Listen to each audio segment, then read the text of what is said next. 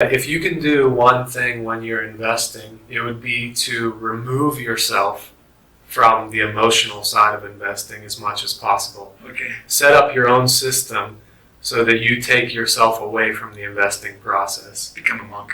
Yeah. Yeah. Because most of the time you're going to get yourself in trouble by being emotionally involved in that company or that stock and the price, watching the price and stuff like that. Yeah. So you want to do things such as set limit orders. Okay.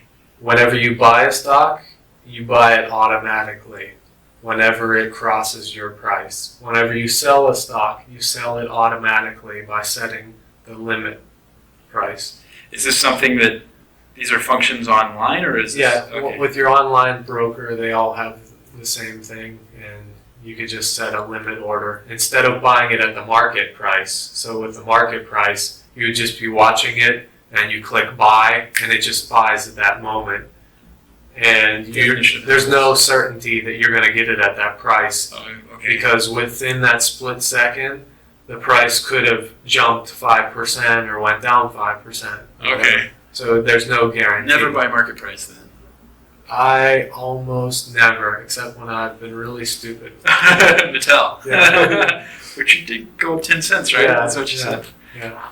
So, yeah, I would say totally remove yourself emotionally from investing as much as possible. It's hard to do, man, because I mean, this is my whole family's future. Is how I feel. So it's So if you care about your family's future, then Remove remove yourself. yourself Okay. emotionally. right. I say, I had a pastor in university that used to always say, make a decision before you need to make a decision. He wasn't talking about stock investing, but it applies to this as well because you should figure out what company you want to buy at first, what price you want to buy it at, figure that all out in the beginning so you already have this set. Set the limit order to buy it automatically so you removed yourself emotionally from that. And then when it buys, you already decide what price you want to sell it at. What return do you want to make?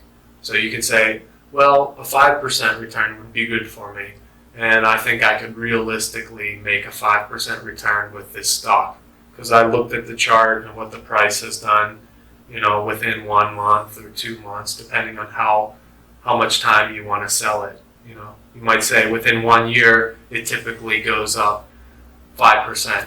So I'll set a limit order to sell within 5%. Would there be some exceptions to that?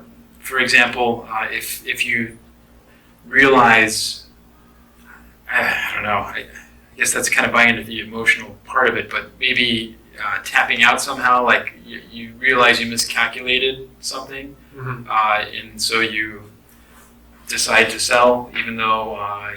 Have you done that? Like change your mind midstream? Is that? Yeah, that Sometimes you have happens. to, That right? happens. And sometimes there's some significant change with the company, Yeah, exactly.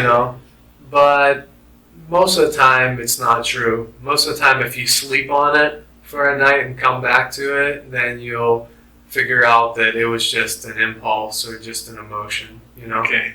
There are times when you'll make a mistake when you've analyzed, or maybe you bought a good company at a bargain price, but then later something bad happened with the company. Mm-hmm. And in that case, if it's been a few months and it looks like the company has really gone downhill, and you learn why the company went downhill, Mm-hmm. and you figure out that it's really a significant problem. So this is a problem that affects it for the long term. Not a quick fix. Yeah, this is like the headquarters burned down and it only had like 2 main factories, So now Okay. they're out of one of the factories, Technology is wiped out. Something like this, or the technology becomes obsolete, Okay, yeah. Something like this, where this is permanently going to affect this company for the long term. Mm-hmm. That's a situation where you have to think about, maybe I'll reanalyze it, and then maybe I should get out of this company, and maybe you have to take a loss. So even though you're emotionally removed and become like tuck yourself away as a monk or whatever to to try not to be managing things to micromanaging. Yeah, yeah. You still have to keep some awareness. Is that what you're Oh saying? yeah, definitely. Okay, You so know, so do the you? monk's still aware, right? right. Yeah. Yeah. So you have the best of both worlds because you're removing yourself emotionally so you don't make mistakes, but you are still there evaluating your investments every once in a while, Mhm. you know, and you can see whether something is happening or not. I mean, you don't have to analyze them every day. It could be like maybe once every month or 2 months or something. You just take another look at your investments and see what's happening with them.